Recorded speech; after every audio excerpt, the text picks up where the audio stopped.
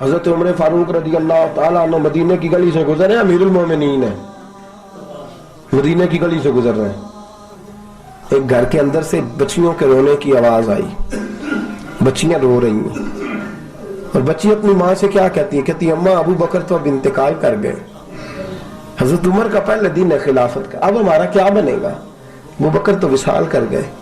حضرت عمر فاروق رضی اللہ تعالیٰ عنہ نے رونے کی آواز سنی، دروازے پہ دستک دی، کہا بیٹو کیا بات ہے؟ تو بچیاں کہنے لگیں عمر ہمارے ابا جی ہماری 10-15 بکریاں ہیں، تو ہمارے والد صاحب ان کا دودھ دھو کے بیچا کرتے تھے، گزارا ہو جاتا تھا۔ جس دن ابا جی فوت ہوئے تو اس دن سے لے کر ابو بکر صدیق روز عصر کے بعد آیا کرتے تھے، ہماری بکریوں کا دودھ دھو کے دیتے تھے، کچھ ہم پیتی تھی، کچھ بیچ لیتی تھی، گزارا چلتا تھا۔ جس دن ابو بکر صدیق خلیفہ بنے تو ہم نے جا کے کہا ابو بکر اب کون دودھ دھوئے گا؟ تو سیدنا صدیق اکبر رضی اللہ تعالیٰ عنہ نے فرمایا بیٹے پہلے تو میں مرضی سے خدمت کرتا تھا، اب تو مصطفیٰ کی امت کی نوکری میری ڈیوٹی بن گئی ہے، تو میں آؤں گا۔ بچیاں رو رہی ہیں، حضرت عمر کو بتاتی ہیں، کہتی ہیں ابو بکر چلے گئے ہیں تو ہم پریشان ہیں، یتیم ہیں، لاوارث ہیں، بھائی کوئی نہیں، کون آئے گا، کون دیکھ بھال کرے گا؟ حضرت عمر فاروق گھٹنوں کے بل زمین پہ بیٹھ گئے، ان چھوٹی چھوٹی بچیوں کو سینے سے لگایا، فرمانے لگے میں ابو بکر کا کیا کروں، میرے لیے رستے بڑے مشکل کر گیا ہے، میں اس کے کس بادشاہ وقت ہو کے وہ غریبوں کے گھروں میں آ کے ان کی بکریوں کا دودھ بھی دوتا تھا، امیر المومنین ہو کے یہ رنگ بھی تھا، اور میں بیٹیوں فکر نہ کرنا، جب تک عمر زندہ رہے گا، عمر آتا رہے گا، یہ نوکری کرتا رہے گا۔ کوئی دن بیتے تو حضرت عمر فاروق کو یاد آیا اوخو مدینے میں ایک بوڑھی اماں بھی رہتی ہے جس کا کوئی گھر کا کام کرنے والا نہیں، اور جس بی بی کا کوئی بال بچہ نہیں، اور آنکھوں سے بھی وہ نابینی ہے۔ حضرت ابو بکر صدیق رات کے سناٹے میں جایا کرتے تھے، اس کے گھر میں جھاڑو دیتے تھے، یہ بادشاہ ہے، اس کی فقیری کا رنگ دیکھو، اس کو کنویں سے پانی بھر کے لا کے دیتے تھے، اور یہ لفظ آپ سنیں گے تو حیران ہو جائیں گے، اس بوڑھی اماں کے لیے نا کہ کونے میں گھر میں دور بار سیم ایک جگہ کھود دی تھی جہاں وہ بی بی پخانہ اور پیشاب کرتی تھی۔ امیر المومنین حضرت ابو بکر صدیق رات کو جاتے تھے اور اس کا پخانہ وہاں سے اٹھا کے باہر پھینک کے آیا کرتے تھے۔ اس عورت نے پیغام بھیجا کہ عمر سے کہو میری بھی ڈیوٹیاں تو نے سر انجام دینی ہے۔ عمر فاروق ساری رات کام کرتے، سناٹا گہرا ہوتا تو جھاڑو دبایا ہے بغل میں، اور عمر فاروق نکلے ہوئے، اس بی بی کے گھر میں جھاڑو دیا جا رہا ہے۔ حضرت انس بن مالک فرماتے ہیں میں نے آخری عمر میں بھی اس بوڑھے عمر کو دیکھا ہے، اس بڑھاپے میں بھی میں نے اس شخص کو دیکھا ہے کہ جب وجود کمزور ہو گیا، داڑھی سفید ہو گئی، لیکن پھر بھی اس کا انداز نہیں بدلا، اس نے ساری زندگی بادشاہی میں فقیری کر کے گزار دی، یہ پھر بھی کسی کے گھر میں جھاڑو دیتا ہے، کسی کی بکریوں کا دودھ دھوتا ہے، یہ کسی غریب میرے دوست یہ۔ اور جب سیدنا فاروق اعظم رضی اللہ تعالیٰ عنہ خطبہ دینے بیٹھتے تو کپڑے پھٹے ہیں، پیبند لگے ہیں، مزاج سادہ ہے، بڑا مال آیا ہے، بڑا مال، لیکن تقسیم کر دیا، اور یہی انداز آگے اپنے گورنروں کو دیا۔ حضرت سعید بن عامر رضی اللہ تعالیٰ عنہ آپ کے گورنر ہیں، حمص کے گورنر ہیں، جب لسٹ آئی نا غریبوں کی، حضرت عمر نے کہا کہ حمص کے جتنے غریب لوگ ہیں ان کی لسٹ بنا کے بھیجو، ان کو چندہ لگانا ہے، تو 17ویں 18ویں نمبر پر سعید بن عامر کا نام بھی آ گیا گورنر صاحب کا۔ تو حضرت عمر نے سوچا شاید کوئی اور سعید بن عامر ہے، فرمانے لگے یہ کون ہے؟ جس کی ڈیوٹی لگائی تھی اس سے کہنے لگے یہ سعید کون ہے؟ تو کہا حضرت جی ہمارے صوبے کا گورنر۔ تو فرمایا اس کی لسٹ فقیروں میں؟ فرمانے لگے پتہ نہیں آپ نے کیا رنگ بھر کے بھیجا ہے، مہینہ مہینہ یہ شخص درختوں کے پتے کھا کے گزارا کر دیتا ہے۔ یہ میں فرشتوں کی کہانیاں نہیں سنا رہا آپ کو، میں آپ کو جنات کی یا عالم بالا کی باتیں نہیں، اس دھرتی پہ بسنے والے، اس دھرتی پہ وقت گزارنے والے میرے رسول پاک کے تیار کردہ ہیرو کی باتیں عرض کر رہا ہوں۔ حضرت عمر گئے ایک دفعہ، کہا مجھے بتاؤ تمہارا گورنر کیسا ہے؟ تو حمص کے لوگ کہنے لگے ہمیں اپنے گورنر سے 4 شکایتیں۔ کون کون سی؟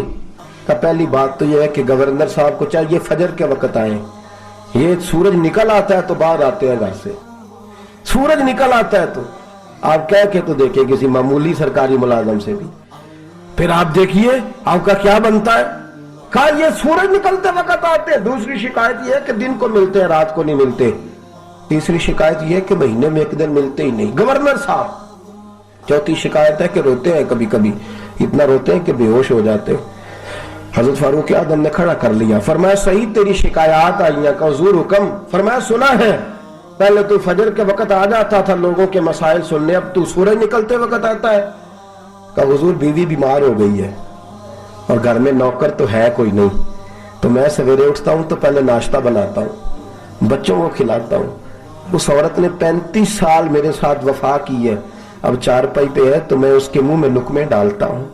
کہا اسے کھانا کھلا کے جب وہ دعا دیتی ہے تو پھر نکلتا ہوں. تو کہا سنا ہے تو ہفتے میں ایک دن ملتا ہی نہیں مہینے میں. کہنے لگے حضرت جی جب مدینے سے آیا تھا تو ایک کرتا اور ایک تامج ساتھ لایا تھا، مجھے آج 2.5 سال ہو گئے ہیں میں نیا لباس نہیں خرید پایا. میں نے عرض کی میں اس دھرتی پہ بسنے والے لوگوں کی داستان سنا رہا ہوں.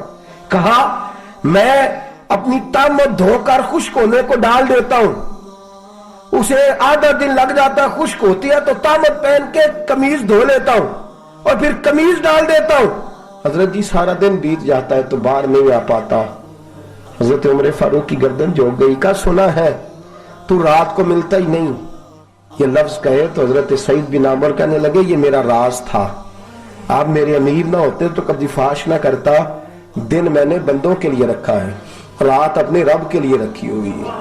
میں رات کی تنہائیوں میں اپنے کریم کی بارگاہ میں جاتا ہوں اور میں سارے دن کے گناہوں کی معافی مانگتا ہوں.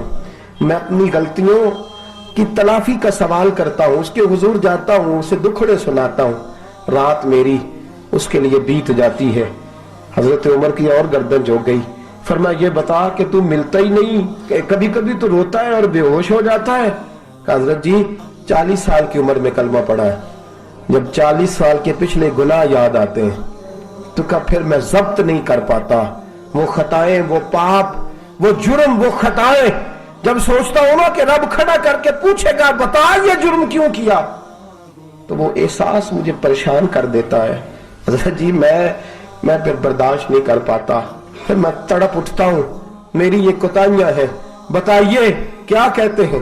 حضرت فاروق اعظم نے گردن اٹھائی تو آنکھوں میں آنسو تھے. کہنے لگے یا اللہ مجھے اس جیسے کچھ اور گورنر بھی عطا فرما، یا اللہ اس جیسے کچھ اور گورنر بھی.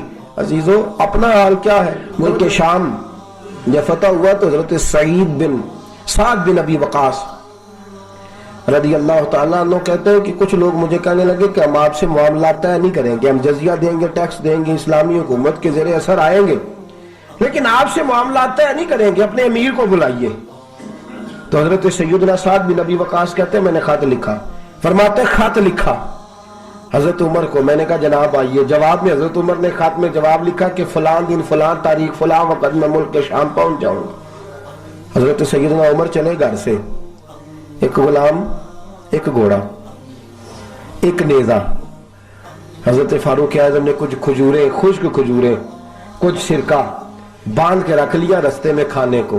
یہ بادشاہی میں فقیری ہو رہی. لاکھوں مربع میل کا حکمران ہے، کروڑوں اربوں روپے پاس پڑے ہوئے، وہ ساری چیزیں رکھ لی اور سیدنا عمر فاروق رضی اللہ تعالیٰ عنہ چلنے لگے. اب غلام سے کہنے لگے بھئی میرا گھوڑا ذرا ماڑا ہے، کمزور ہے، طے کر لیں اتنے میل تو گھوڑے پہ بیٹھے گا میں پیدل چلوں گا، پھر اتنے میل میں گھوڑے پہ بیٹھوں گا تو پیدل چلے گا. ملک شام پہنچنے کا وقت آ گیا. جب وقت آیا تو پیدل چلنے کی سواری حضرت عمر کی تھی، ان کی باری تھی پیدل چلنے کی، اور سواری پر سوار ہونے کی باری غلام کی تھی. تو یہ لوگ رشتے کرتے ہیں نا تو کرائے کی کار لے کے چلے جاتے ہیں، بعد میں وہ پوچھتے ہیں کہ تسی تے کار تے آئے سو. ہم اپنے آپ کو بنانے کے لیے جھوٹی انعام بھی خریدنی پڑے تو خریدنے سے ہم پرہیز. ہم جو بتاتے وہ ہم ہوتے نہیں، اور جو ہوتے ہیں وہ ہم بتاتے. حضرت سیدنا عمر فاروق رضی اللہ تعالیٰ عنہ سواری پہ غلام ہے، خود پیدل ہے، اور حال کیا ہے بارش ہوئی تھی تو کچھ پانی کھڑا تھا، چھوٹے چھوٹے جوہڑوں میں چھوٹے چھوٹے تالاب بنے ہوئے تھے، پانی کھڑا تھا. تو حضرت عمر فاروق رضی اللہ تعالیٰ چمڑے کے جوتے پہنے، وہ جوتے دونوں اتار کے تو بغل میں دبا لیے. حضرت سعد بن نبی وقاص فرماتے ہیں اسی بغل میں نیزہ رکھ لیا اور تامت تھوڑا اونچا کر لیا کہ پانی سے چلنا ہے، اور غلام کو گھوڑے پہ بٹھایا ہے اور گھوڑے کی لگام پکڑی ہے تو یوں پیچھے رکھی ہوئی، اور حضرت سیدنا فاروق اعظم رضی اللہ تعالیٰ عنہ آ رہے ہیں۔ غلام کہنے لگا حضور لوگ دیکھ رہے ہیں، مہربانی کریں بیٹھ جائیں۔ فرمانے لگے نہیں باری تیری ہے، تو ہی بیٹھے گا۔ اس نے کہا حضور نہیں وہ تو ٹھیک ہے، کوئی باری فرض تو نہیں نہ ہو گئی، آپ مہربانی کریں آپ آ جائیں، ذرا لوگ آ رہے ہیں۔ فرمایا تمہیں کہا نا، غلام کہتا میں نے تیسری دفعہ کہا تو حضرت عمر نے جلال سے دیکھا، اور جناب عمر کا جلال تو زمین کانپنے لگ جاتی تھی۔ کہتے ہیں کہا حضور آپ آ جائیں، تو کہتے تجھے کہا ہے نا چپ کر کے بیٹھا رہے، کہتے ہیں میں گھوڑے پہ ہی کانپنے لگا۔ غلام اب حضرت سعد بن نبی وقاص کہتے ہیں سورج غروب ہو رہا تھا، شعائیں پانی میں پڑ رہی تھی، حضرت عمر پانی سے، میں نے غور سے دیکھا تو دوڑا گیا، جا کے نا بچے نہیں مشورہ دیتے ابا جی کو، ابا جی انج نہیں کری دا دور بدل گیا جی، کہتے میں دوڑا گیا اور جا کر کے حضرت سیدنا عمر فاروق کو کہا حضور مہربانی کریں، ٹھیک ہے آپ کی درویشی سے کون آگاہ نہیں، وزیر کھڑے ہیں، سفیر کھڑے ہیں، بڑے بڑے عمراء، بڑے بڑے ملکوں کے حکمران ہیں، آپ مہربانی کریں یہ تامت ذرا نیچا کریں، اور جوتا پہن لے گا خراب ہو گیا تو اللہ نیا بھی دے دے گا، اور مہربانی کریں ذرا غلام کو کہیں نیچے آ جائے۔ حضرت عمر کہنے لگے تمہیں کیا تکلیف ہے؟ کہا حضرت جی وہ وزیر مشیر کھڑے ہیں، یہودی ہیں، عیسائی ہیں، نجرانی ہیں، بہت بڑے بڑے مذاہب کے اور بڑے بڑے ملکوں کے، آپ کا بڑا نام سنا ہے۔ حضرت سیدنا سعد بن نبی وقاص فرماتے ہیں میرے ساتھ اتنا ترش رویہ حضرت عمر کا پہلے کبھی نہیں ہوا، کہتے ہیں ماتھے پہ شکن آیا اور کہنے لگے تجھے تیری مار ہوئے، ان 4 لوگوں کے لیے میں اپنے نبی کا طریقہ چھوڑ دوں، ان 4 دنیا داروں کے لیے نبی پاک کا طریقہ چھوڑ دوں؟ فرمانے لگے سر سے پگڑی اتاری حضرت عمر نے جلال میں، فرمانے لگے میرے سر پہ جو بال ہے نا یہ مجھے کسی دنیا دار نے نہیں دیے، یہ ساری عزتیں مجھے آمنہ کے لال نے عطا فرمائی ہے، اور میں ان محبوب کا طریقہ ان 4 لوگوں کی خاطر چھوڑ دوں؟ فرمایا قرآن کہتا ہے ان اللہ یامر بالعدل والاحسان، جب میں نے خود عدل کا تقاضا یہ رکھا ہے کہ کبھی وہ بیٹھے گا کبھی میں بیٹھوں گا، باری یوز کیا تو میں کیسے بیٹھ جاؤں؟ حضرت سعد بن نبی وقاص فرماتے ہیں اسی درویشی میں سلام اس پر کہ جس نے بادشاہی میں فقیری کی، کہتے ہیں اسی درویشی میں حضرت عمر پہنچے تو جو پہلے ڈرا کرتے تھے جب حضرت عمر آئے تو انہیں کامتے بھی دیکھا، روب اور بڑھ گیا، ان کے دلوں کے اندر حضرت عمر کا دبدبا اور بڑھ گیا، اور میرے کانوں میں کہنے لگے سعد پہلے سنا تھا لیکن دنیا سچی کہتی ہے جو حال محمد اور محمد کے غلاموں کا ہے صلی اللہ علیہ، وہ دنیا میں دوسرا کوئی حاصل کر سکتا؟ آج ہمارے پروٹوکول، ہمارے دبدبے، ہماری انا پرستیاں، ہمارے دعوے، ہمارے طریقے، میرے عزیزوں لوگ ہمیں آ کے مثال دیتے ہیں، کہتے ہیں یورپ کی فلاں گلی میں یہ ہوتا ہے، میں نے کہا وہ گرد راہ کو نہیں پہنچ سکتے، یہ ساری چیزوں تو میرے مصطفیٰ کے غلاموں سے حاصل کیا لوگ، ہم نے چھوڑ دی، غیروں نے اپنا لی۔ خدارا اپنی زندگی میں تبدیلی لائیں، درویشی، سادگی، بے تکلفی، یہ زندگی حسین ہوتی ہے، یہ زندگی سکون والی ہوتی ہے، یہ زندگی اچھی ہوتی ہے، یہ فرحت اور تازگی والی ہوتی ہے۔ اپنے آپ کو ان تکلیفوں اور آلائشوں میں مبتلا نہ کریں، اگر اللہ مال دے، عزت دے، دولت دے، اللہ تعالیٰ نفاست عطا کرے تو پھر اپنے آپ کو سادہ کریں، آزاد کریں، کھلی ہوئی کتاب بنا کے اپنے آپ کو رکھیں۔ مجھے ایک بچہ کہنے لگا حضرت جی جب بھی آتے ہیں آپ کہیں بیٹھے مل جاتے ہیں، ہم کسی کو لا کے کہتے ہیں جناب حضرت جی بڑے مصروف ہیں اور آپ یہاں آگ تاپ رہے ہیں جلا کے، مہربانی فرمائیں۔